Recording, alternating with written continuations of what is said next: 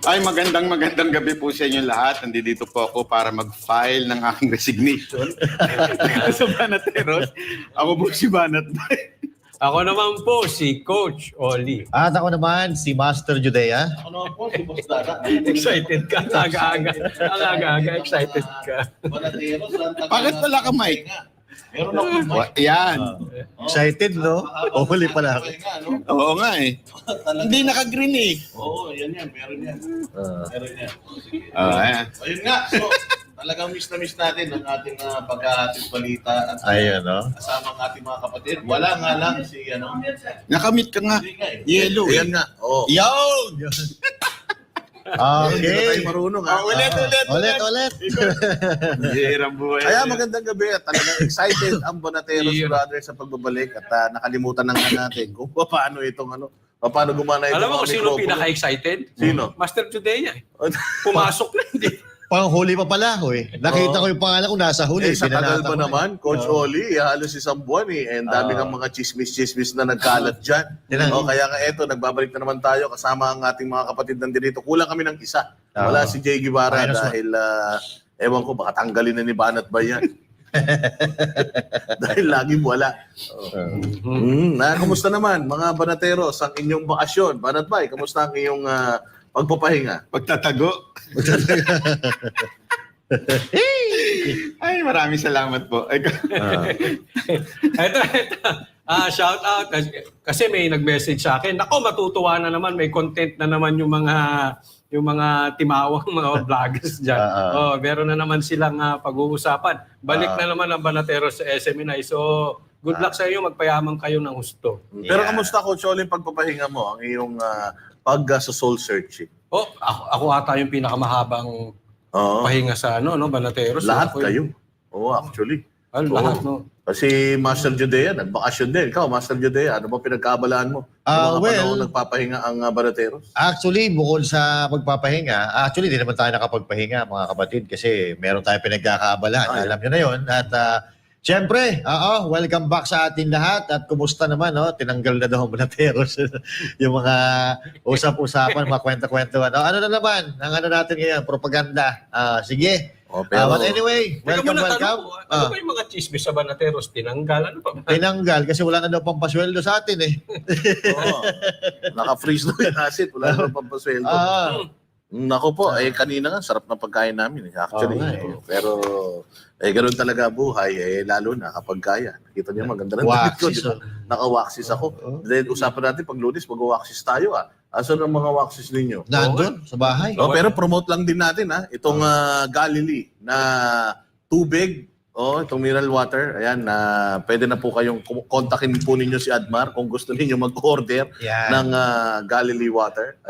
Wholesale and retail to Wholesale and retail. Galilee, pag ininom mo to, babait ka. Sigurado yan. Kaya mabait ang mga tao dito.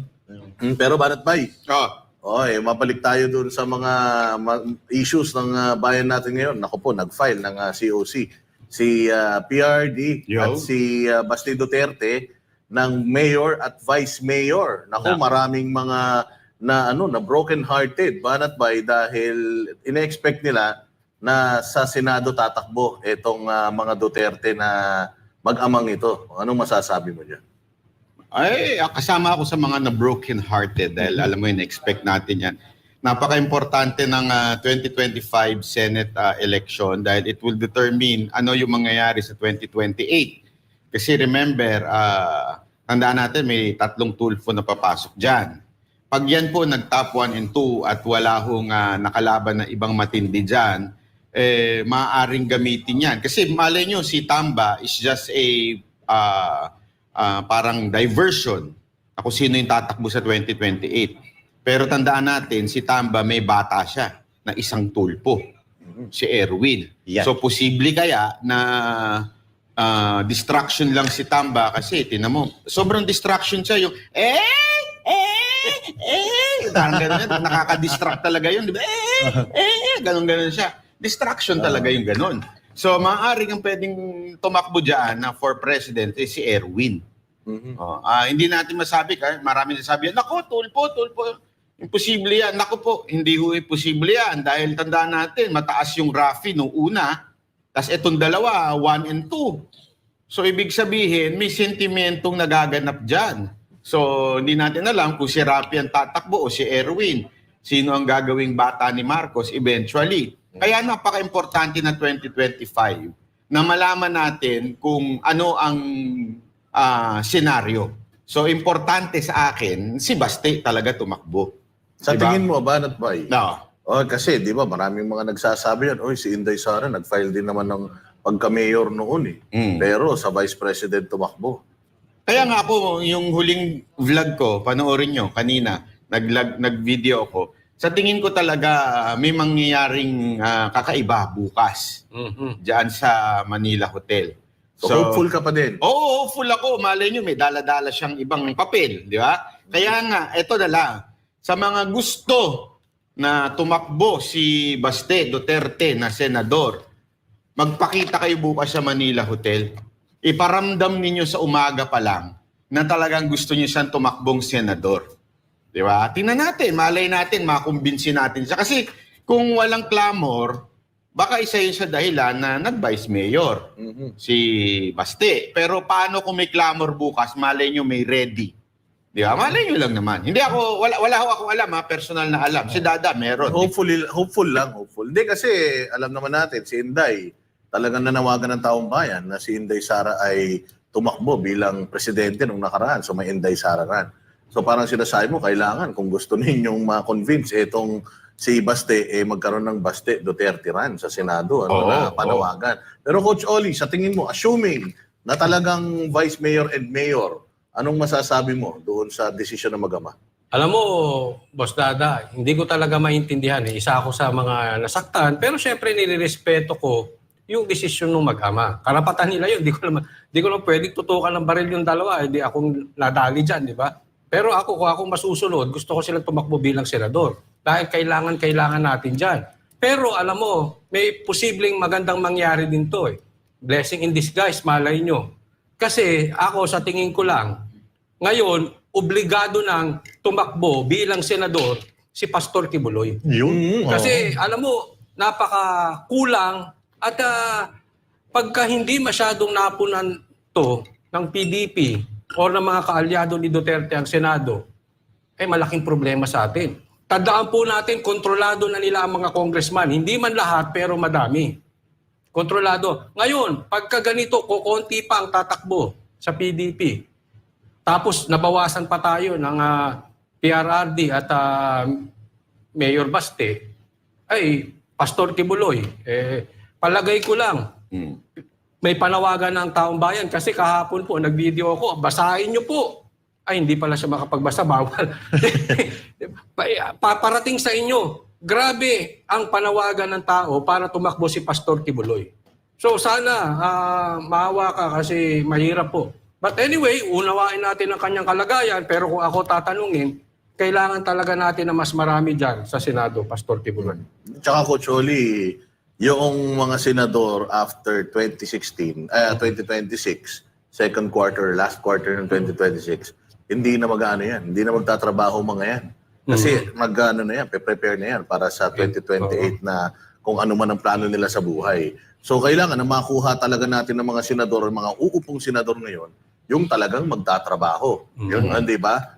Anyways, mamaya pag-usapan natin ulit yung clamor ng tao tungkol dito sa pagtakbo ni Pastor Apollo Kibuloy. Master Judea, anong iyong opinion tungkol dito sa mga Duterte, Mayor at Vice Mayor? Okay, so katulad ng sinabi ni Coach Oli, no? Di naman natin sila pwedeng diktahan. Pero nakakalungkot lang na wala tayong makikita ang Duterte sa national position, natatakbo bilang senador, no? Although, magulo talaga ang politika.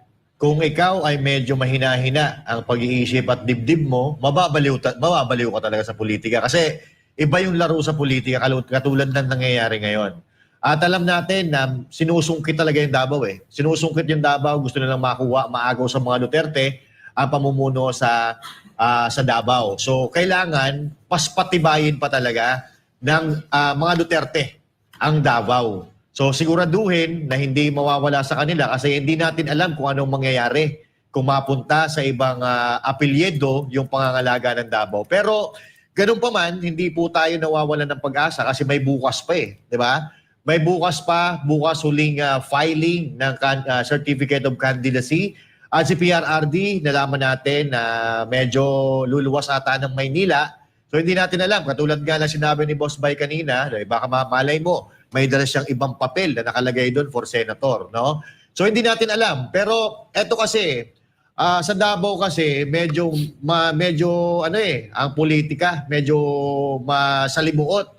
At kanina nga nalaman natin na si dating gabinete ni PRRD na si Carlo Nograles ay nag-resign sa kanyang posisyon sa gobyerno. So ano ibig sabihin nun? Sigurado ako, nakikasigurado ako 50%, no? 50% na tatakbo yan sa Davao. Hindi man mayor o baka vice mayor, malay natin magkaalyado sila ni PRRD or ni Baste dyan sa Davao. Tingnan natin bukas. Marami pa po pwedeng mangyari. Sa segundo nga, marami nangyayari. Bukas pa kaya na isang buong araw ang magpa-file ng mga kandidatura bukas. Sabakan na lang po natin. Okay?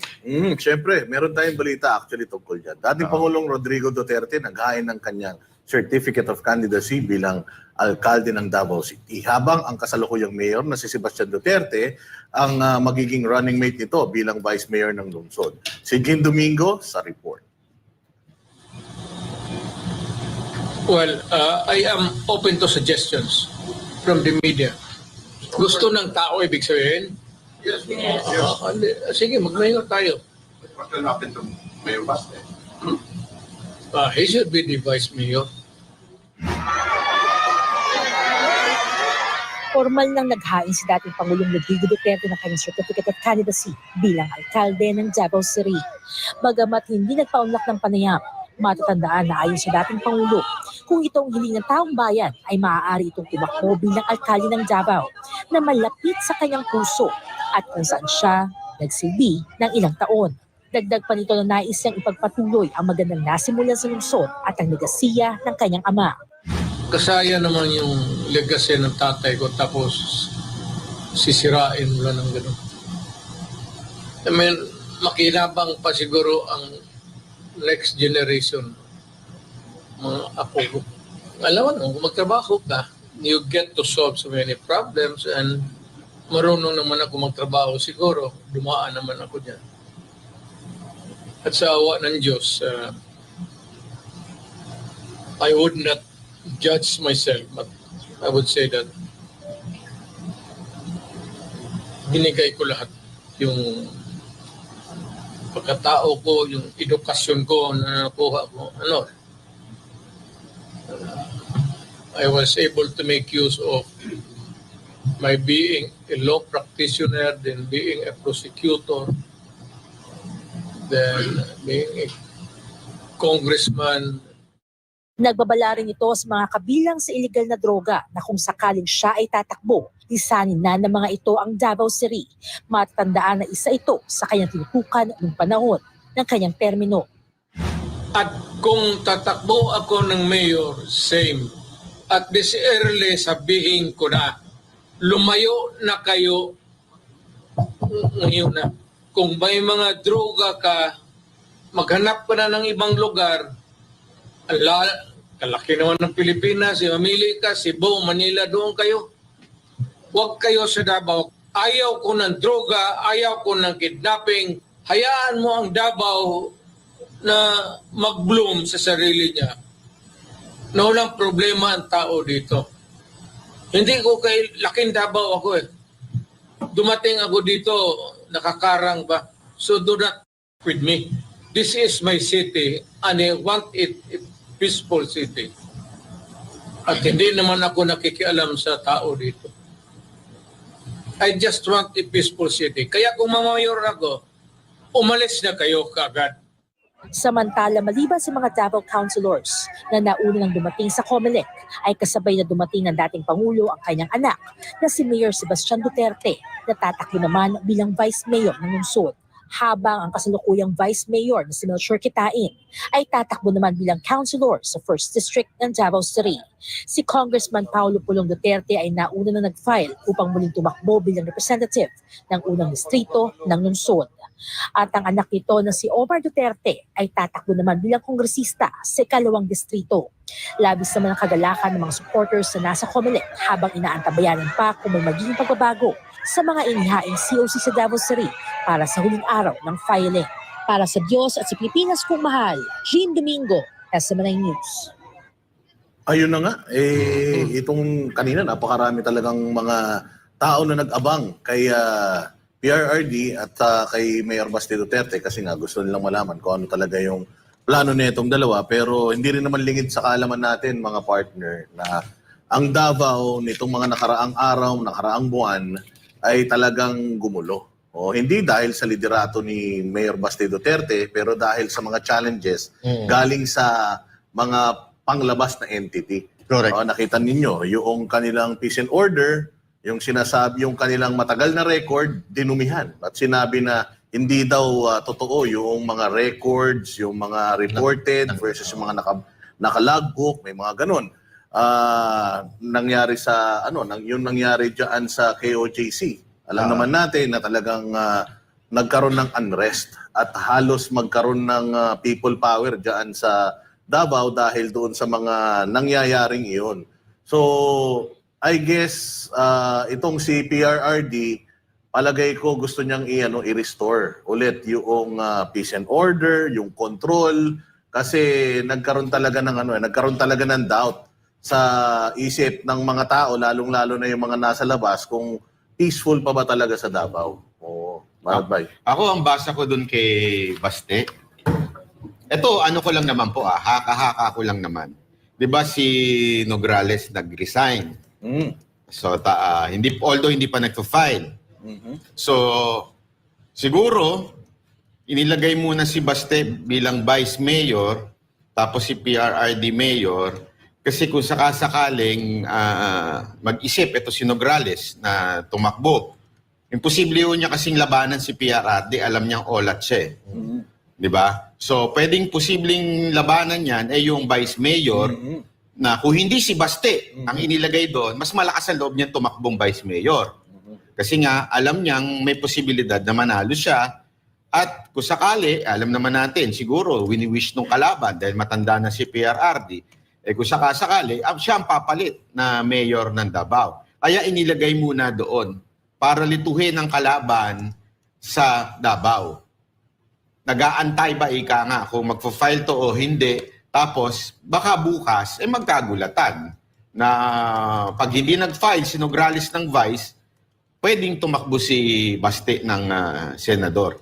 Kasi nga, siyempre ayaw ho nilang malipat sa Nograles ang Davao. Dahil alam naman po natin, wala namang magawang na maayos yung mga Nograles na yan. Yun lang. Sana.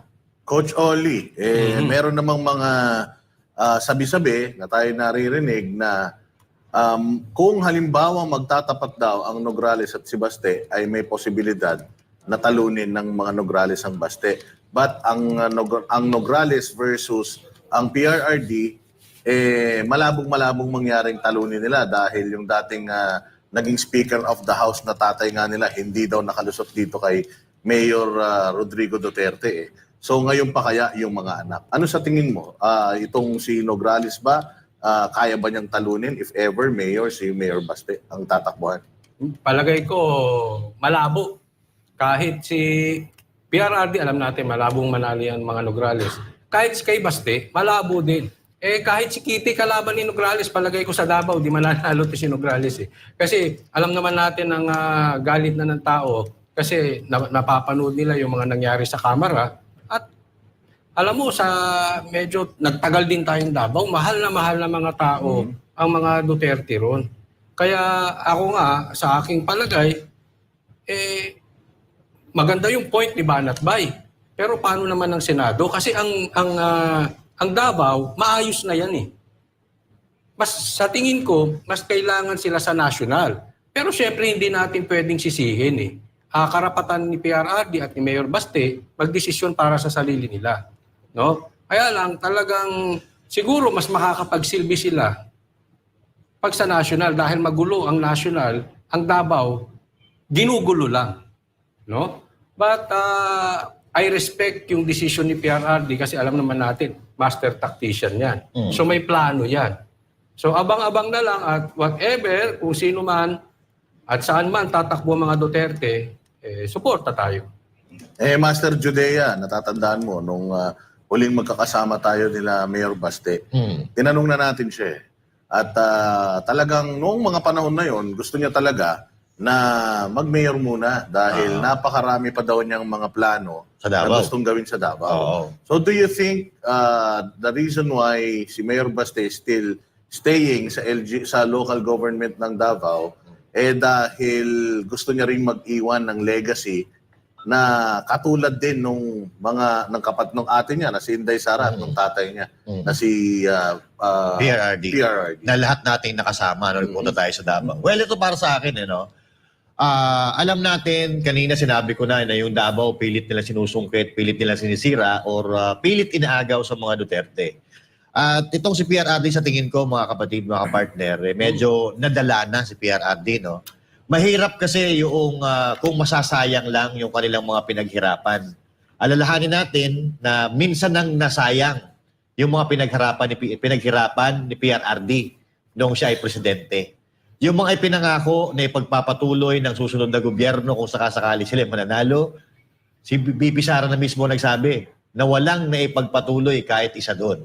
So siguro na-trauma na ang mga Duterte na pag ibinigay natin sa iba ang pamamahala, lalong-lalo na doon sa Davao na inalagaan nila na napakatagal na panahon, baka mawawalan ng saysay yung kanilang pinaghihirapan. Kaya nga, ngayon, sa tingin ko, gumagawa talaga ng maganda o pinakamagaling na taktika ang mga Duterte para hindi mapunta sa ibang apelyedo ang pangangalaga sa Davao.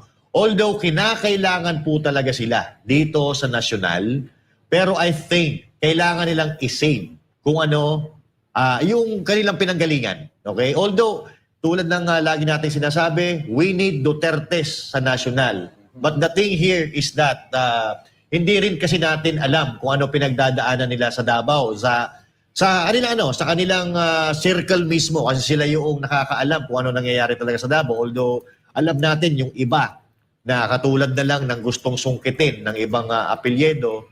So hindi natin alam kung baka may mas malalim pa na pinaguhugutan doon ang mga Duterte. But katulad ng sinabi na natin kanina, may pag-asa pa po bukas.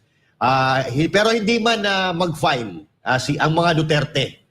Nandyan pa rin, meron tayong available na kaalyado ng mga Duterte na walang iba, kundi si Pastor Apollo Sigimuloy na medyo umiingay ang pangalan ngayon. So pag-uusapan natin yan maya-maya. So for the meantime, sa Duterte muna tayo. So abangan natin bukas kung merong pagbabago na magaganap. Kung merong Duterte na tatakbo sa nasyonal or abangan natin, baka malay mo, si Pastor Apollo Sigimuloy biglang mag-file ng kandidatura bukas, di ba? So abangan po natin yan. Yun ang pinakamaganda natin magagawa ngayong gabi. Abangan natin kung anong mangyayari bukas. Pag-usapan na natin yung kay Pastor Kibuloy. Okay, pasok na natin yan. Ha? Hindi, si PRD kasi sinabi niya nung nakaraang press con niya na matanda na ako, hindi ko na kayang tumakbo sa national. Sa national. Sa tingin mo, Banat Bay, kung si PRRD hindi mangangampanya, kasi syempre, yung health condition, syempre, alam niyo naman, ikaw, nakaikot ka sa buong Pilipinas, nung nangangampanya kayo ng panahon ni PRD. Sa tingin mo, posible or kaya niya pa kayang manalo kahit na hindi siya mangampanya? Si PRD? Oo, si PRD. Oo. Kahit hindi na mangampanya yan. Basta mag-video lang sa social media, kaya niya pa. Pero ako, si Baste, kayang-kaya. Oo, di ba? Oo, kaya nga sana si Baste ang mangampanya, di ba? So, eto, may basahin lang tayo, isang comment. Welcome back. Banatero, ask ko lang po, kailan po magpo-file ng COC ang Banateros Party List? Nako po. Wala po. Bukas na. Hindi, kasi ito, sabi ko nga ako, paulit-ulit. Napakaganda niya, napakaganda niya. Oh, etong mga sintu-sintong mga vlogger na to, na nagfa-file ng pagkandidato nila, ano lang yan, halatang-halata na una, for the views, ginagawang content ang filing 'Di ba? Alam nyo naman hindi tama. Ang ganda-ganda ho na maging isang political vlogger ka kasi somehow mas malaki yung marireach mo. Mas malaki at talagang may matutulungan ka ma-educate ng mga Pilipino sa eleksyon. Pero kung ikaw gusto mo lang tumakbo dahil lang halatang-halata naman, di ka naman mananalo, 'di ba? Tapos tatakbo ka lang para lang sa views, para lang sa content. Yung iba dyan, nagpagamit pa sa party list. Maawa naman kayo sa ating bayan. Hindi naman tama yan. Hindi porket nakatikim kayo ng konting papuri mula sa mga viewers nyo, tatakbo na kagad kayo. Mahiya naman kayo. Kasi nga, alam mo, naalala ko dito, si Dolphy. Di ba, naalala nyo si Dolphy? Dati pinipilit siyang tumakbo na presidente. Tapos sabi niya, malamang mananalo siya. Anong sagot niya? Hindi naman yung question kung mananalo siya. Anong gagawin niya pag nanalo? Tinanong ba ng mga vloggers yan? Anong gagawin niyo pag nanalo kayo? Magmumukha lang kayong tanga dun. Diba? So wag niyo na hong sanang, kaya nga ang Banateros po, hindi ko naman sinasabing wala kaming magagawa doon, pero mas marami kaming magagawa bilang mag-guide sa inyo sa darating na eleksyon. Kasi ang nais namin mangyari, ipresenta sa inyo yung mga kandidato, lahat, whether ito ay kaalyado, kapartido, hindi kahit iba, kahit yung mga ibang kandidato na hindi naman po sumusuporta sa Duterte, subukan din po namin imbitahan dito. Para ipresenta sa inyo, maging ito'y mayor lang o congressman, para makita ho ng mga constituent nyo, ano bang klase itong tao na ito. Kasi ang problema ito, mga kababayan, sa media, binabayaran po yan. Pagka papa-interview sila, may kasama ang bayad dyan. Tapos, kung ano lang yung gusto nilang itanong, yun lang itatanong. Dito sa Banateros, walang ganon. Sa amin po, mag-iimbita kami, sana, paunlakan kami ng mga kandidato at itatanong talaga namin yung mga dapat itanong. Na tanong ng taong bayan, hindi yung tanong ng PR nila. Baka wala nang magpa-interview sa atin yan. Hala sila sa buhay nila. Hindi ako katulad nga ng ang isa sa mga ililinya natin dito, si Jimmy Bondoc. Sumagot naman na siya, wag lang daw bukas kasi nga medyo busy. Pero sumagot siya. Tatanong natin, anong gagawin mo doon sa Senado? Kakanta ka lang ba? Anong gagawin mo? Kailangan natin silang malaman talaga ano ba yung plano. Ako, suportado ko po yung mama. Ayan, si Jimmy. Kilala ko po yan. Mula sa simula, kilala ko po yan. At saka, bago pa po yan mag-law, kakilala na ho natin yan. At grabe ho, bilib na bilib ako sa mama na ito. Dahil talagang, isipin mo from a popular singer, nag-law. Mabigat po yun. Matindi ho yun. Actually, niyayaya niya ako nung time na pumasok din siya sa law. Kasi nga daw, anyway, sa gabi naman ata yung niya. Kasi official siya noon Pero matindi ho yan. Kaya yan ang mga plano ng Banateros. Hindi po sumali sa eleksyon. Manat ba ito si Jimmy Bondoc? Hindi nabudol to. Oo, hindi yan nabudol. Nanindigan niya sa tabi ni PRRD. At ang ganda ng statement niya, yung pinost mo, maganda yung statement niya, hindi siya bumitaw. At wala siyang alinlangan nung tinanong siya, paano, ikaw pa rin ba, Duterte supporter? Yes, kagad. Hindi yung iba na naglalaro-laro. Delikado tayo sa mga naglalaro-laro. Di ba? Yun nga ngayon pala, naglalaro na. Paano pa pag nanalo yan? Kung 3 years naman daw, bibitaw naman daw siya kung wala siya magawa. Yung mga naglalaro. May mga naglalaro na after 3 years daw, kung wala daw siya lang nagawa, magre-resign. Naniniwala ka ba doon? Sino yan? Hindi mo alam kung sino yan? Oo.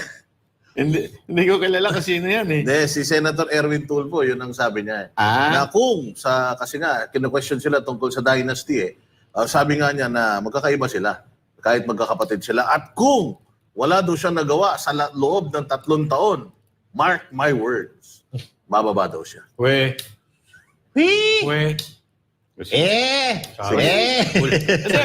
ito isa sa ito ang gusto namin malaman sa inyo mga kababayan. Si Pastor Kibuloy, kung gusto niyo ba siyang tumakbo bilang senador? Kasi para sa amin po, nakita ko kasi namin kung gaano niya pinaandar ang KOJC, kung paano niya inorganize. Ito ang perfect example ng napakagaling na mambabatas. Nakita niyo yung mga kanilang mga rules and regulations sa loob ng KOJC, kung papaano nila pinatupad 'yon, kung papaano naging systematic. Alam nyo, sa Pilipinas kasi napakaraming religious leader. Pero iba yung may gift of administration. Yung iba kasi gift of preaching. Magaling mag-preach. Kaya lang kita nyo, yung church nila, hindi ko naman sa nilalait, magaling nga sa preach, matalino nga, pero pagdating sa sistema, bagsak. Si Pastor Kibuloy, magaling na mag-preach, yung administration niya na the gift ay nagawa niya sa KOJC. Halimbawa, kaya nga 'di ba, kahit mismo yung presidente natin ngayon nabilib sa kanya nung dumalaw noong pa. Yes. Na at sinabing, bakit may ganito ka? Sabi lang ni Pastor pag walang korupsyon, ganito itsura. O, tama 'yun. Kaya nga ngayon, kita niyo itsura ng KOJC. Mas marami pang hindi ko wala akong palalait sa iba, pero mas marami pa pong malalaking relihiyon diyan. Pero bakit hindi ganoon ka-organisado? Kasi hindi gift nung kanilang leader yung administration. Mahirap po 'yan. When you say administration gift, kitang-kita ko kay Pastor 'yan. Kung papaano sila organisado, kung papaano na i-implement yung law. Madali kasing gumawa ng batas Madaling pero kung i-implement mo yung regulation mismo sa ibaba, napakahirap po niya. Nagawa ho ni Pastor yon. Meron pong resibo si Pastor. Para sa akin may resibo po siya na sa tingin ko, more than enough para po siya ma-qualify na maging senador. Ano sa tingin nyo? Coach Oli. Sa akin, tama dyan. Kasi si Banat Bay, sabi niya may resibo. At yan po dapat ang hinahanap natin sa mga tatakbo, lalo na sa Senado kasi national But anyway, kahit sa posisyon yan, kailangan may resibo. Wag na po tayong boto doon sa mga trapo o mga datihang politiko na wala namang nagagawa. Lumalabas na lang pag-eleksyon. Sa madaling salita, walang resibo. Si Pastor Kibuloy, bagamat wala siyang resibo pa talaga, kung pag-uusapan ay politika sa posisyon. Pero involved na po siya sa politika. At alam natin malapit siya kay PRRD. At ang ganda ng nagawa niya, yung sistema sa KOJC. Ultimo mga bulaklak dyan, naka-atensyon. Talagang parang sila nakapila. Ganun, katindi dyan. Pwede kang kumain, totoo yan. Bago dumating yung mga dyan, bako saan na naman ako mapunta. Pwede kang kumain dyan sa banyo. Ganun po kalinis etong si Pastor Kibuloy. Kaya sabi ko, kailangan natin yung mga bagong papasok sa politika pero may background na. Just like Pastor Kibuloy, Attorney Jimmy Bondoc, yung mga ganyan. Yung talagang alam natin, yung karakter, solido. At may napatunayan na. Ang dami na pong napatunayan ni Pastor Kibuloy. Tumutulong siya kahit hindi siya politiko. Isipin mo, kung dati na siyang maraming natutulungan, mas marami pa siyang matutulungan ngayon kung sakali siya ay mauupong senador.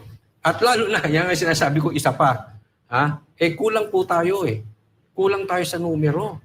So, mas lalong kailangan si Pastor Kibuloy dyan. Actually, to the point na ang ginamit kong term dyan, obligado na si Pastor Kibuloy. Yung need mas mas lalong lumalim dahil nawala ang PRD at ang Duterte. Yan ang unang pumasok sa isip ko nung nakita ko, ano ba yan? Pero bago natin ipasa kay Master Judea, sa mga nanonood, kung kayo ang tatanungin, gusto nyo bang kumandidato si Pastor Apollo Kibuloy? Pakilagay po sa comment section kung gusto nyong tumakbo at bakit para mabasa natin. Master Judea, Ayun, kung ano naman ang iyong ang iyong opinion kung sa tingin mo dapat bang tumakbo si Pastor Apollo Kibuloy? Okay. So, thank you, Boss Dada. At kagabi napag-usapan natin ito.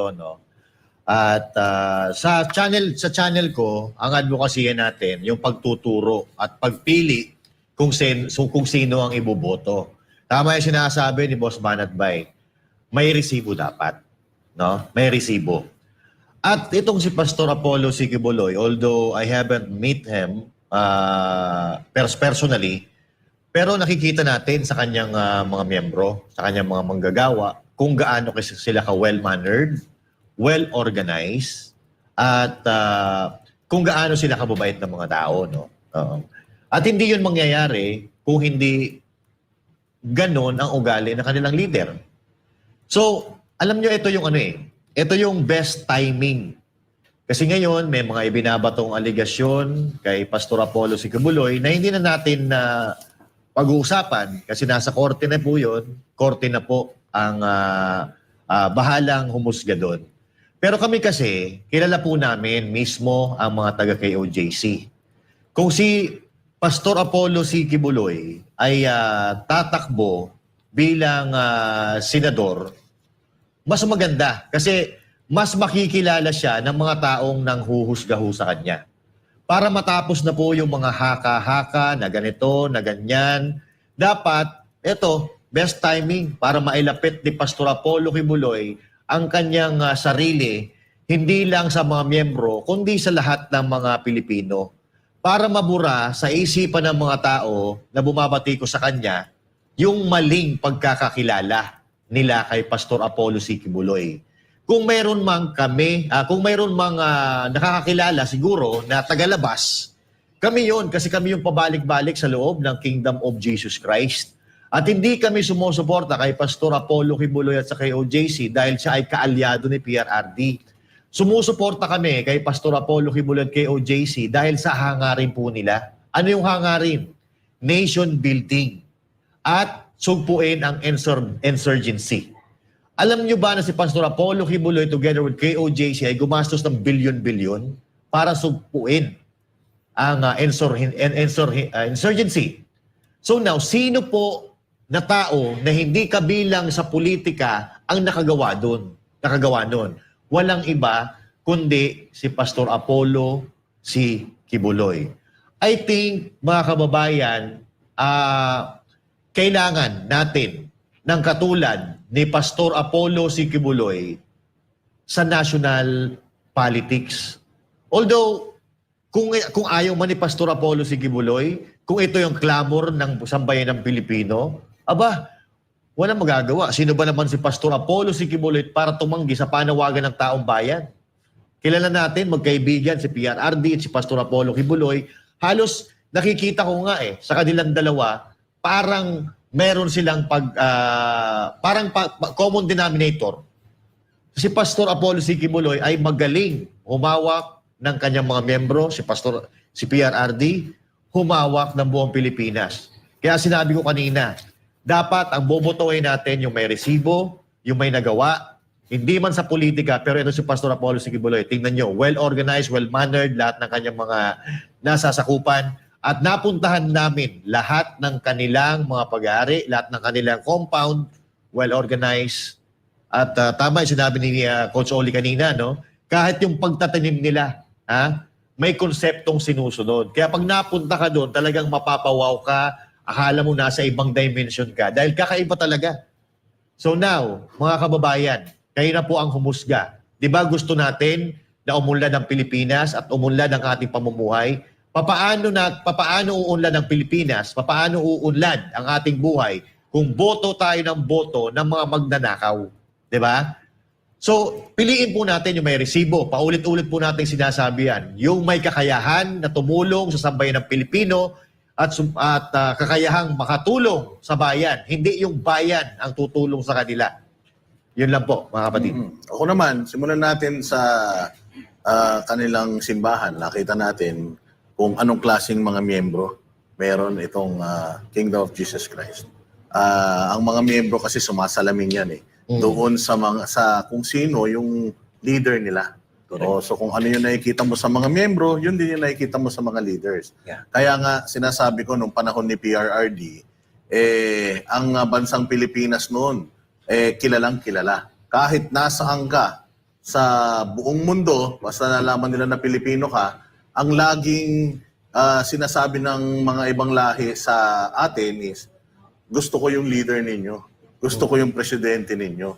Kasi matapang. Marami pang mga bansa na gustong hiramin pa si PRRD noon. Correct. At lagi nating sinasabi, yung trust rating. Si PRRD yung nakakuha ng pinakamataas na trust and approval rating sa lahat ng mga leaders sa buong mundo, Buong mundo. of all time. Hindi yan sa Pilipinas lang. Hindi lang sa Buong Pilipinas, mundo. yes, of all time. So at 80 plus, 85%, doon mo makikita at dahil doon sa magaling na leader, nagkakaroon ng magandang pagkakakilanlan yung bansa. So ganun din dito sa Kingdom of Jesus Christ. Dahil nakikita mo yung mga miyembro na mga obedient, nakikita mo na magalang sila, nakikita mo na disiplinado sila, alam mo na yung nagturo sa kanila, ganun din. At 39 years, napakadami na nilang na-achieve, na-accomplish. We've been in Davao for the past yung 16 days na kinubkob sila ng mga kapulisan. Nakita natin lalo doon, mas lalong pinagtibay nung experience natin doon, yung kung anong klaseng leader si Pastor Apollo Quiboloy. Dahil yung mga miyembro ng Kingdom of Jesus Christ, makikita mo na talagang sumunod sila sa kung ano yung itinuro sa kanila. Noong mga panahon na inaabuso yung karapatang pangtao, wala silang ibang ginawa kundi bantayan yung kanilang property para maprotektahan. Sanctuaryo ba? Yes, at talaga naman na sila ay makikita mo na nakikinig talaga sila doon sa mga leaders nila. Yung ibang mga taga-ibang bansa pa nga, umuwi pa dito sa Pilipinas para lang magbantay doon sa kanilang pinangangalagaang birthright, yung kanilang central compound. At nakita natin kung gaano kalinis, kaya ang sama-sama ng loob nila nung nakikita nila na nagdudura doon, umiihi doon, nakikita nila na halos nagbara na lahat ng mga inassign sa kanila ng mga comfort rooms, ay talagang halos madurog ang puso ng mga taga ron dahil grabe ang ginawa nila para mapaganda yung kanilang lugar. And again, lahat yun nagre-reflect sa kung anong klaseng leader meron sila. Si Pastor Apollo Quiboloy, alam mo na may pagmamahal sa bayan. Katulad ng sinabi mo, kahit wala naman siyang benepisyo, tumulong siya, gumastos siya ng bilyon para labanan at tumulong sa gobyerno para labanan ng insurhensya at nagtagumpay ang administrasyon ni Duterte kasama ng NTF-ELCAC para mapasuko yung mga rebelde natin sa bundok. At syempre, yung programa ng SMNI na tumulong para ma-expose yung pangre-recruit ng mga sa mga estudyante para maging terorista. Yun yung isa sa mga talagang naitulong niya. Meron siyang pagmamahal sa kabataan. Meron siyang Children's Joy Foundation na naging naapektuhan nitong current na situation nila ng pag-freeze ng kanilang assets.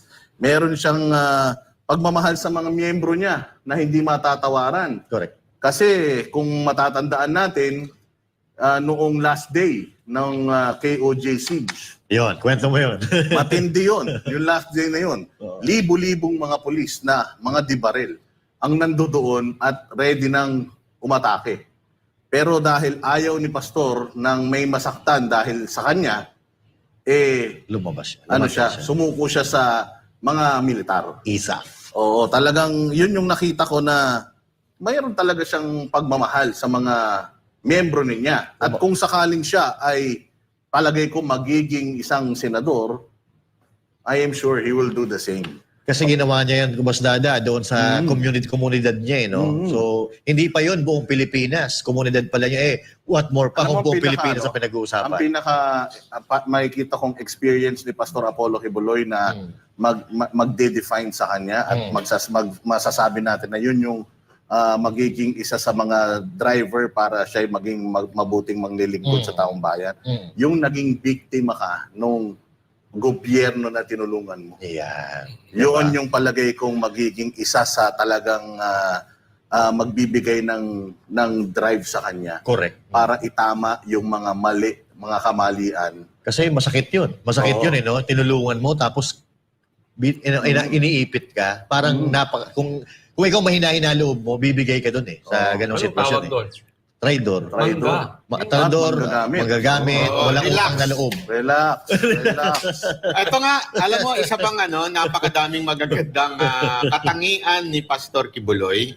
Isa sa pinakamagandang katangian niya na sabi ko nga, this is the person na dapat iangat. Kasi parehong-pareho talaga kung ano yung kung paano ka-humble ang mga Duterte. Dito nakita natin kay Pastor Kibuloy. Remember, kung sino ang isa sa pinakamalaking naitulong sa pangangampanya ni Pangulong Duterte. Walang iba ho kung hindi si Pastor Kibuloy. Pero nakakita po ba kayo nung 6 na taon na humingi siya ng posisyon, pabor, or anything? Wala. Kung meron man siyang nakuha lang, ay yung na-interview lang niya si Pangulong Duterte. Pero that's it.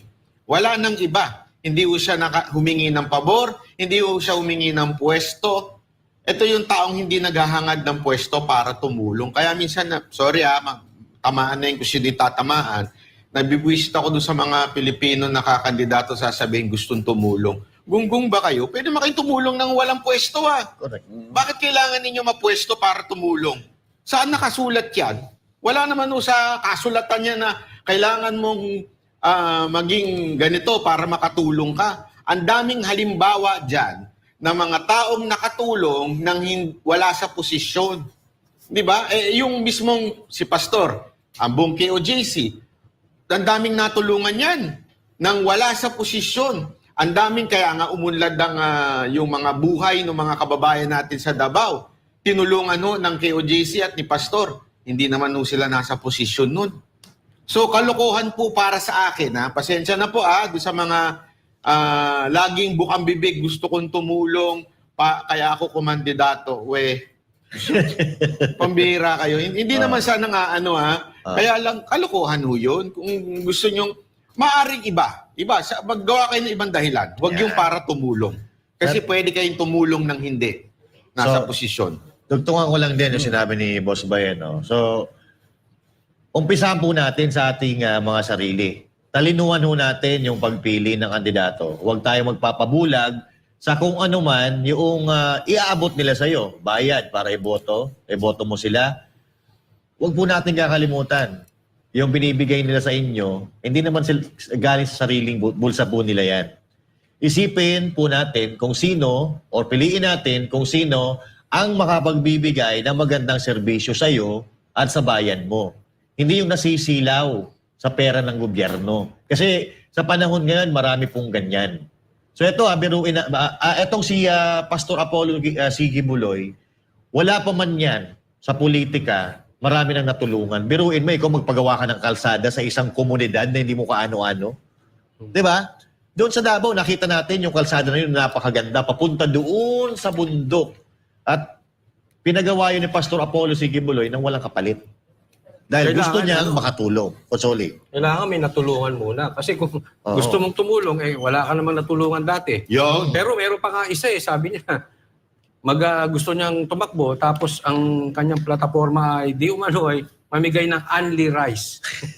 Ano ba yun? Napakasuplado mo sa mga pumupunta at nagpapapicture dyan. Ngayon, tatakbo-takbo ka. Bigla kang babait Asikasuhin mo muna yung mga nagpapapicture dyan. Pero alam nyo kung sinong gusto ko makita bukas sa Manila Hotel? Sino yan? Si Atty. Torion. Yun. Pag nakita ko si Atty. Torion doon, baka siya ang magpa-file o ipagpa-file na si Pastor Kibuloy. Nag-file na ba si Nag-file na? No. Si Nag-file na. Alam nyo, ang gusto niyang palabasin doon yung yung gano'n gusto niyang gayahin Pero hindi sa kanya bagay. Ano mo bas? Pero ang dami nagko-comment sa akin we cannot blame the people. Na kasi sasabi nila sintu-sintu, parang sintu. Hindi, sabi ko hindi sintu-sintu. Ano lang naman. Nag-try lang naman siyang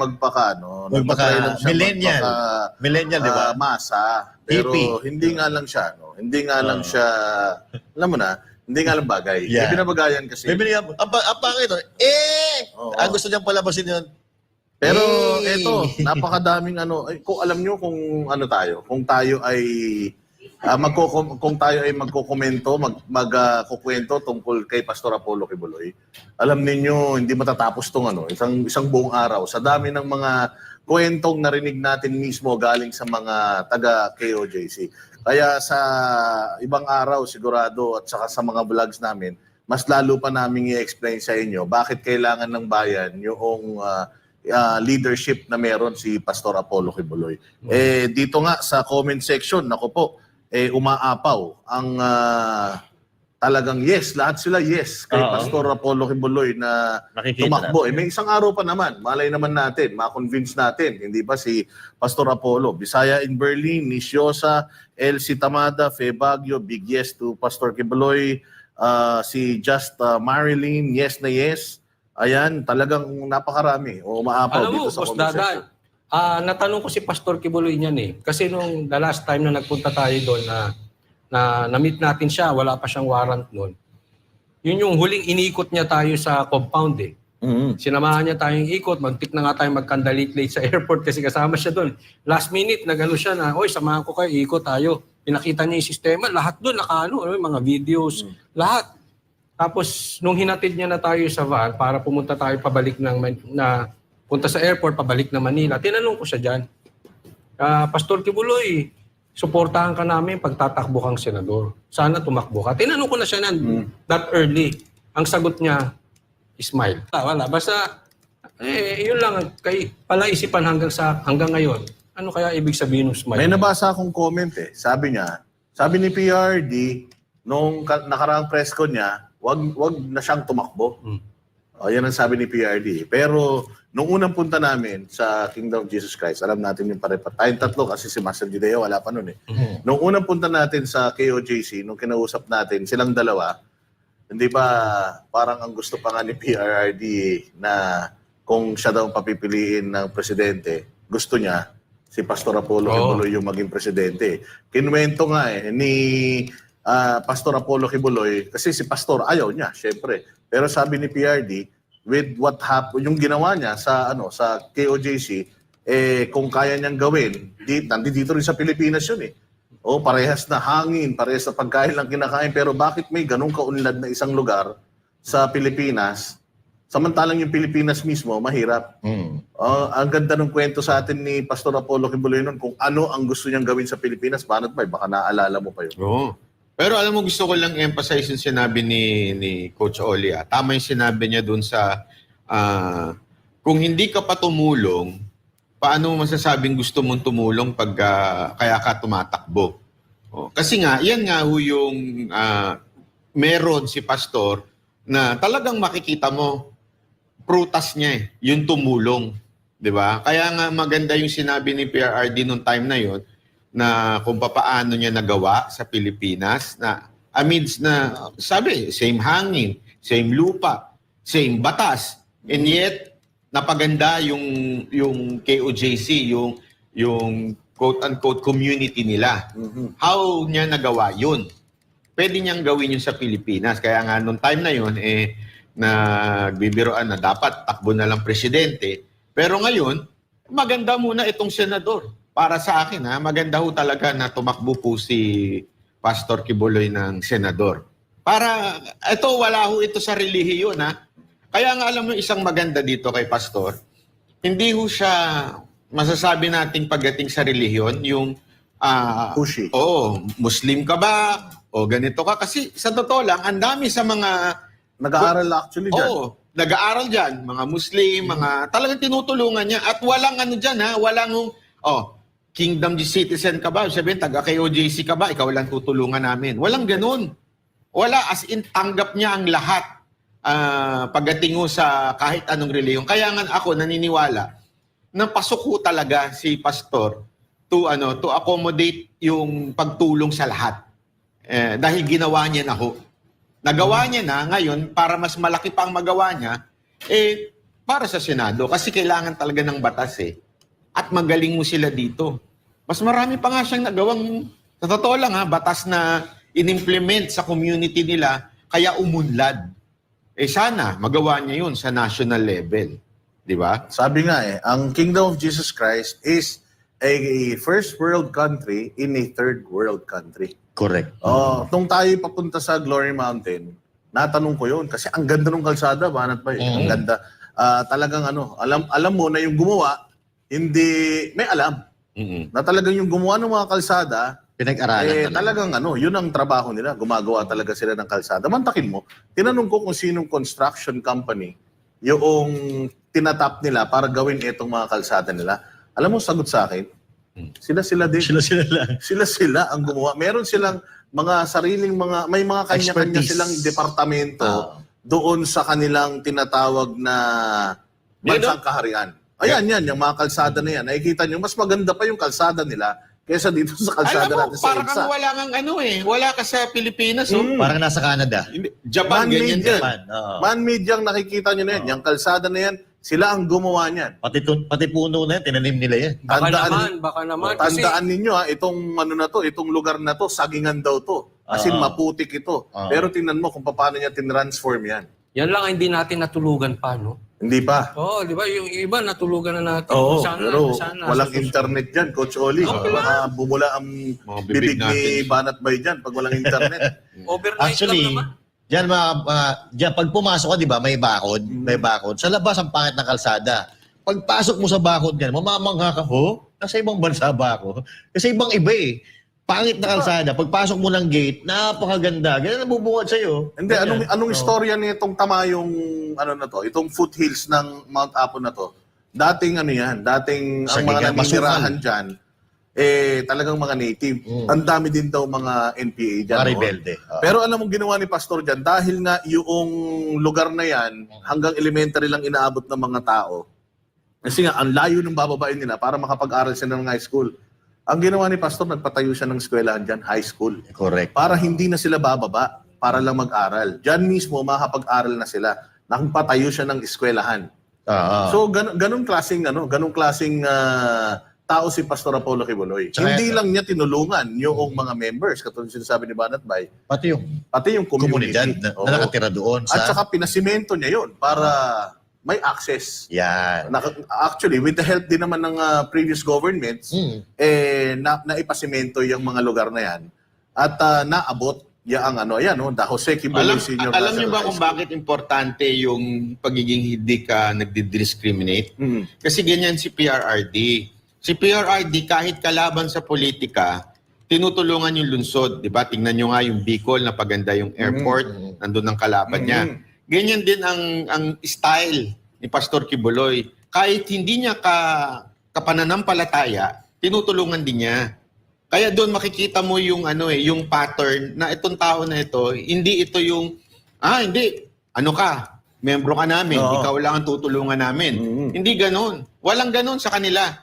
Kaya nga kami, kita nyo sa sama ng mga ugali nila eh. Pero tinanggap pa rin sila ng Kami lang, KOJs. Kayo lang. Kami lang. Oo. Tsaka alam mo, bukod sa bukod sa pagtulong, yung naisip pa yan ni Pastor Kibuloy, kasi pwede kang tumulong ayuda rito, ayuda dito, 1 kilong bigas dito, 1 sardinas dito, pagtulong yan eh. Pero yung maisip mo, maggagawa ka ng daan, gagawa ka ng eskwela dito, di ba? Tutulong ka sa mga hindi mo kasimbahan. Yung naisip mo pa yan, yung dadaling ka sa ibang lugar, ipapasyal ka, yung kay OJC, minsan ginawa mo parang Disneyland para mag-enjoy yung mga bata na hindi naman nila members. Naisip mo pa yan. Correct. Yun ang kailangan natin sa... yun eh. Kasi ako naniniwala ako sa isang leader, may yan, yung malayo ang tingin yan. May vision. Oo, may vision. At saka, may pagka-artistic yan. Kasi naalala natin nung in-interview si partner, bago nyo ituloy ang inyong usapan, may breaking news. Ano yun? Just in, Cavite Governor John Vic Remulla is set to take his oath as the new DILG Secretary. Nako. So, Si Kuya? John Vic Yung kaya nga, yung kapatid. Yung gobernador. Yung kapatid, Tapos DILG DOJ. Secretary. DOJ naman, yung DILG, kapatid. yung kuya. So, Maganda yan. Sila na lang. No? Palakpan. Maganda yung ginagawa. Congratulations. Congratulations. Hindi halata, no? Hindi halata. Again, ano ka na? Sige, tuloy. Balik na tayo. Mas maganda yung pinag-uusapan natin. Pinag-uusapan natin. Kaya mas kailangan natin si Pastor Kibuloy sa Senado kasi nakikita nyo na yung ambagan nila dyan ng mga posisyon. Paano tayo? Tayo kailangan natin posisyon para magkaroon ng check and balance. Yan. Kung puro sila dyan. Wala tayong magagawa doon. Di ba? Ang sinabi kanina ni Banat Bay na si PRRD, walang discrimination. Oo. Maganda yun. Walang Kasi pinili. naalala ko, sinabi ni PRRD, pero hindi verbatim Sinabi niya kay Lenny, bagamat katunggali niya si Lenny, matatapos ka ng bise. Di ba? Oo. Hindi ako, Actually, no? Hindi ako makamove on dun sa Barat Bay. Dun sa DILG Secretary. Si Governor John Vic Rimulya. Hindi ako makamove on. Medyo ito, nagwawala din yung comment section. Kasi tawan-tawa rin sila. Kasi, Pero wala tayong magawa. sobra naman kasi yun. Magkapatid, kunin mo Diba? sa gabinete. My Parang goodness. Tulfo, mga Rimulya, sila na bago. Sila na lang. Ewan ko ba. Oh. But anyways, Magkati pag-usapan nag-withdraw na si Governor John Vic ng kanyang candidacy. So, sino kaya ang tatakbong gobernador sa baka yung Rimulya na reporter. Ay, malamang sa alamang. Kasi hindi yung naman anak. bibitawan yan. But anyway, Ha? Yung anak naman. Pwede. Hindi, saka basta balik tayo kay Pastor. nakakauba yan, mga ganyang Hindi, usapan. kasi alam nyo, isang bagay, Tayo? di ba, na meron to si Pastor, hindi lang yung title. Yan. Alam mo yun, sabi ko nga sa inyo, wala ho yan Tandaan ninyo, mga kababayan, we're not supporting Pastor Quiboloy because of the faith or yung belief ng KOJC. It's not that. It's the fruit. That's why we're supporting Pastor Quiboloy, yung prutas. Kasi yung iba nga dyan, bishop pa nga ang pangalan Ano prutas? Wala. Dila. Ganon, di ba? Ano prutas? Ang ganda. Hey! Hindi, meron Rolex. Rolex. Mercedes-Benz. Diba? At saka kung ano-anong magagandang... hindi kasi kino-compare nila Nagagalit sila bakit si Bishop daw ginaganto natin. Kung magarbo man si Pastor, tulad na may jet, may helicopter, may mga ginagamit yun for the ministry. Yes. Yan. Hindi yung relo, gagamitin mo for the ministry yung relo, pare-pareho lang naman ang oras dyan Yan. Nagbago ba oras pag Rolex? Oy, wag Hindi. ka. Oh. Naka-G-Shock na siya ngayon. Ay, pinalita. Nahiya pa, Tsaka, hindi pera ng gobyerno yung ginagastos ng KOJC. Oo. Pera sarili ng pera. At ito, So para mo sinasabing pera ng Nako! hindi ko naman yung sinasabi. pinabili ng Rolex? And ang sinasabi ko lang, yung fact. Pati yung Mercedes-Benz? yung sa KOJC, pera nila yun. Pero hindi ko alam kung saan galing yung pera nila. Yung pinabili Kasi ng Rolex. ang laki ng church nila. Oo, Nakita malaki mo na din. ba? Oo. Oo. Mas madami pa yung estudyante Ilang Naku po, members? ng eskwelahan namin Nakita ko, ayaw pakita yung likod kasi 15 lang Wala. daw yung nanonood 15. As in, Nakikinig. pagkat binilang mo, siguro mas marami madami pa tayo dito. Mas marami pa tayo dito membro. The rest, yung choir. At saka yung mga amuyong niya sa stage. Alam mo Sa, yun. saan kukuha ng tights yun? Hindi, eto saan kukuha ng tights yun? Sa ano? Sa kanila. Sa Ilan lang sila? barrel. Sabihin mo na 100 sila. Yung tights doon, walang pambili ng Rolex. Yan. Wala akong sinabi kung sino yun Oo. Kaya napaka-importante, talinuhan natin ang pagpili. Kahit dyan sa inyo, sa lokal, umpisahan natin sa barangay kagawad, kapitan, piliin natin yung walang pinipili. Di ba? Katulad dito, si Pangulong Duterte, si Pastor Apollo Quiboloy, walang pinipili yan. Kung tutuusin, pwede nila sarilinin kung ano yung meron sila. Tama. Di ba? Pero isinishare nila sa ibang tao na kahit Yes. hindi miyembro ng kanilang kongregasyon. Di ba? Sabi ko nga sa inyo, ganun kung dapat. kung itong KOJC, isara yung kanilang gate, which is dati naman daw, dati Oo. naman daw gano'n na excluded or secluded sila from yung totoong nangyayari sa labas. Magarbo ang kanilang pamumuhay kumpara sa mga nasa labas. Kaya nga si Pastor Apollo Quiboloy, nung nakita niya, nakakahiya naman na tayo, ang sarap-sarap ng buhay Buhay natin, natin. ang ganda ng ating compound, tapos paglabas mo, katabi mo lang yung airport, bulok. Correct. Dali, Kaya- breaking news Oo, breaking news. phone patch si Pastor Quiboloy. Oy, talaga, ito na. Ay, wala. Bawal pala. Pangarap lang. Mangarap lang. Naalala mo? Pastor, Ano baka ba na pwede ma-interview ka. Kung sino man po yung nandyan. Bawal Bawal ba? Bawal Bawal. Sige Bawal ba, sa praning na naman yung nandoon sa loob. Oo nga, hindi. Kaya nga si Pastor, di ba, nagsusulat lang siya, parang ang bumalik tayo sa dati dahil nakaraan, nagbigay siya Oo ng nga, sulat sa atin, pen pal. nagsulat tayo, di ba? Pen So, pal. sinagot natin yung kanyang sulat kasi ganun na yung mode ng communication. Bawal siya sa cellphone. Oo. At saka, ilan lang yung pwedeng dumalaw sa kanya. Correct. Padala-dalawa lang yata yung pwedeng dumalaw. So, talagang, kaya sana makarating to. Magbibigyan klase ng karapatan ng mga kampanya pag nasa loob siya. Ay, tandaan mo, si Trillanes nanalo yun kahit nakakulong. Si Dilima, nakapangampanya, di ba? Kahit nasa loob. Hindi, si Trillanes yung nanalo. Si Nanalo Dilima mismo. natalo eh. Pero Talo. Oo. maraming nabudol doon kay Trillanes Well, dito naman kay Budol-budol. Pastor Kibuloy, maraming naniniwala. Oo. Oo. Hindi naman nanalo si Trillanes ngayon kahit Hindi na na, barangay noon. captain daw eh. Noon pwede. Oo. Pero yun nga, ano lang, kung sabi nga ni Coach Oli, jurisprudence. Hindi, kung ano lang, kung kung jurisprudence lang. Panama ka Oh, na may naman. panama ka na naman ha. Hindi, kung ano lang, kung precedence. Imprudence ba yun? F ba yun o P? Precedence. Okay. Yung Hindi, may tanong may ako. precedence. So, si Trillanes nanalo. Oo, ng kahit nakakulong. So, at saka si Pastor naman, malay mo naman, sooner or later, makalabas siya ka before yung campaign period. Before the election, malay mo, makalabas. Hindi Correct, naman convicted yan. Oo. Oo, nasa korte pa naman yung kaso. So, malay mo naman, sa edad niya, hindi mo masasabi, maging mabait ang korte at payagan siya mag-bail, di ba? Kasi, syempre, may mga ano yan eh. Oo. May mga hearing yan tungkol dyan. Malay natin, di ba, baka mapagbigyan. Kasi sayang yung yung Clamor. qualification, yung kalidad ni Yes. Pastor Apollo Kibuloy sa Oo. pagtatrabaho. Yun di ba? talaga yun eh. Sayang. Sayang yung kalidad. Kasi alam mo yung balikan natin yung Tamayong. Magulo pala talaga dyan, maraming NPA, maraming rebelde. Alam mo ba yung ginawa ni Pastor? Kinausap niya yung dato. Kasi yung dato pala na yon, binibrainwash pala ng mga rebelde. Ang kwento sa atin, ng mga taga doon, no? Binibrainwash ng mga rebelde na, yan, huwag kayong maniniwala dyan kay Pastor Apollo Kibuloy dahil kukunin na lahat ng lupa ninyo. Pero hindi po ganoon ang nangyari. Ang adikain yung vision ni Pastor Apollo Kibuloy, kundi para matulungan yung mga katutubo at para rin makawala sila sa insurgency, yung pagkubkob ng mga rebelde. Kaya nga naiyak ako dun sa sa istorya ng mga katutubo na yan eh. Oo.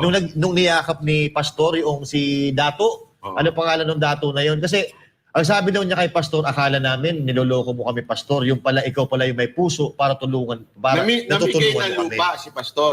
Namimigay ng lupa si Pastor at Pero yung may isang senador na kumukuha ng lupa, kumakandidato ngayon. Kilala kumukuha mo? naman siya ng lupa. Kilala ko yun, pero pwede ba natin sabihin dito? Sino yun? Yung mga ano? Bawal! Yung mga palayan, ginagawa sa division? Wala akong sinabi. Sa ah. division namin yun eh. Pero Pero may sumisigaw dun eh. yun yung sinasabi ko.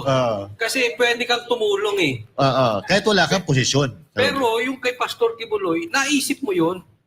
Yung ganong klaseng tulong. Sino ba ang naiisip dadalaw nyo yun bukas? Kaya isipin mo iyaan ay isang leadership quality. Yan. Yung nakakapag-isip ka ng klase, hindi yung simpleng ayuda rito, ayuda ron, ayuda country, gano'n. Band-aid solution yung ginagawa ng iba. Ito long term, long term. Tsaka, service excellence. Alam mo, malalaman mo yan doon sa filing. Panoorin niyo yung mga nagpa-file, tapos nagpe-press on. Tapos tatanungin ko ano yung plano nila. Hindi nga makasagot ng diretso. Correct. Nag-iisip pa talaga. Sabi ko, ngayon ka pala mag-iisip? Nag-file ka na? Di ba? Ito walang biro. Si Pastor, hindi niya kailangan mag-isip. Ipakita na lang niya sa inyo, ito. Ay, para pa lang nung yan, Evidence yan. para pa lang yung gobernador ng Bulacan yan.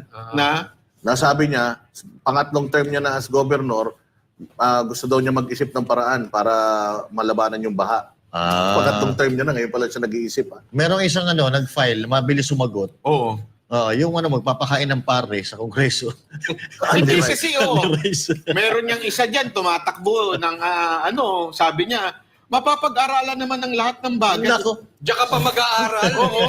Pumasok ka ng kumandidato ka para mag-aral. Ano Yeah. to? Binayaran namin yung sahod mo para mag-aral. Correct. Bakit pa? Oo. Noon, nangliligtas siya ng mga pusa at saka mga aso. Yun din nagsabi. Malaki impact nun. Malaki impact nun. Pag-aaralan niya. Ito nga problema natin mga kababayan.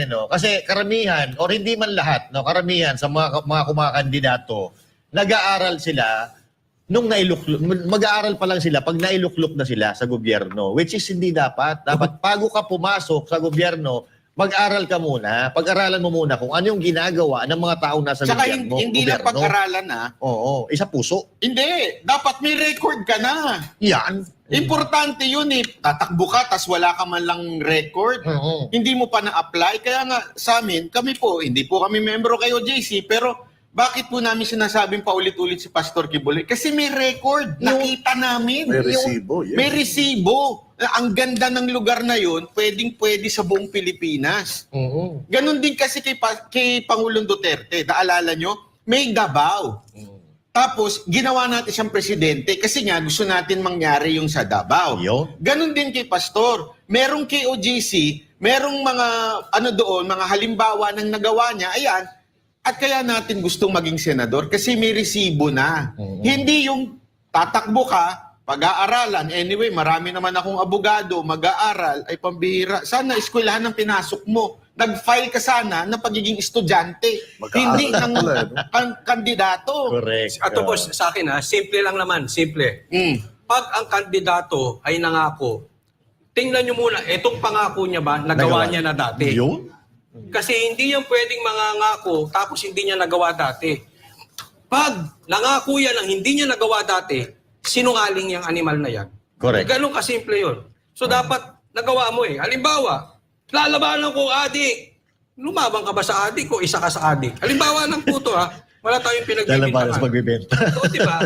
Ang galing. Mangangako ka ng ganun tapos hindi mo naman nagawa dati. Yan. Magpa-practice ako Kaya kami. tuloy, may mga nagsabi pa dito, si Yorme, ganun din. Yan. Meron din siyang, Maynila na Oo, sa 3 taon. Diba? naayos. Ibig sabihin, pwede. Kaya. May Oo. napatunayan. Nasa tao talaga, nasa leader talaga. Sana nga magkaroon talaga tayo I mean, kami po, marami po kami nakikita na mga maaring tumulong, na nakatulong na ngayon, na kahit hindi ho masabi nating Duterte supporter, pero gusto namin dahil nga may natulungan na, may nagawa na sa bayan. Yan. Yun ang importante dito, di ba? Kahit hindi ka alyado. Kung Oo. may nakikita natin na may pag-asa, na may ahon or makakatulong ito sa bayan, yung hindi siya ang tutulungan ng bayan, pwede kahit sino. Di ba? Oo. At Ayan. ayun na nga, napaka hitik ng mga mga senatorial balls. Ang dami, no? Ang dami, pero Puno na. sa ngayon meron ng ilang piraso na ba to? Ang dami. Kahapon, Pero hindi as of- natin mga kilala lahat to Oo. pero ilan lang pero solid yung Ano to? meron ditong ano ba to? Mark, ano ba to? Lou. Ano yung sinong Mark? Pero yung mga hindi kilala, Mark Madami. Pingris. Oo, may matatawag ba nating nuisance candidate yung mga yan? hindi, marami pang matatanggal dito. Marami, tatanggalin pa marami. dito yung mga nuisance candidate. Meron dito sinto-sinto. Merong wala sa hulog. Nako po. Oo. Kawawa ang Hindi bayan. kasi, alam mo, dapat talaga magbago na ng konstitusyon Oo. Baguhin na yung requirement. Tama Hindi, yung- totoo. Alam mo, marami nagsasabi kasi, kaya naman marami sinto-sintong tumatakbo Mantakin mo, walang drug test. Di ba? Hahawakan niya ang buong bansa, walang drug test. Ang bihira naman buhay yan. Maganda yung boss yung ginawa ni Lee Kuan Yew. Yan yung may mga bahid na karumaldo. Mga bahid sa nagnakaw or may mga nagawang hindi maganda. Hindi ka pwede tumakbo sa politika. Dapat ganun. Kasi Convicted nga, Yun ang, na child abuser, tatakbo pa senador. dito sa atin, kung sino pa yung maraming kaso, yung pa yung mga nasa pwesto. Hindi naman lahat, pero karamihan, ganun talaga. Kaya dapat mabago talaga. Pero dapat magkaroon ng isang administrasyon na matino na magbabago ng konstitusyon ng Pilipinas. Kasi hindi basta-basta po pwedeng baguhin na ng wala sa na hindi pinag-aaralan ng maayos. Dapat yung talagang sasalain ba? Basta bukas magkita-kita tayo sa Manila Hotel, magpa-file po. Sino? Wala ikaw mas may Bukas, abangan natin. Last day, yung kakilala kong si Miss Hana, hopeful pa din siya. Para si Manat Pai, tsaka si Coach Oli, ang mga hopya ng SMNI. Anyways, at para naman sa ating Christmas countdown, ayan, Ano yun? 79 days. Uy, 79 days na lang mga Pasko kabanateros na. at Pasko na. Uy, ang sarap naman yan. Oy! Nga pala. Actually, Pasko na dito, no? Oo nga. Oo. 79 days na lang, Pasko na. Uy, sarap nito Magpapasko tayo sa sa SMNI. Yeah. Talaga ba? Wala ka naman dito na. Totoo. Nasa Japan po kami noon. Kita-kita po tayo lang mga manaderos. Dito lang sa SMNI. Pagtama, palakpakan, pagbalibanatan. Ako po si Banat Bay. Ang hirap magpigil, no? At ako naman po, si Coach Oli. Ako naman po si Boss Dada. At ako naman si Master Judea. Para sa Diyos at Pilipinas nating mahal.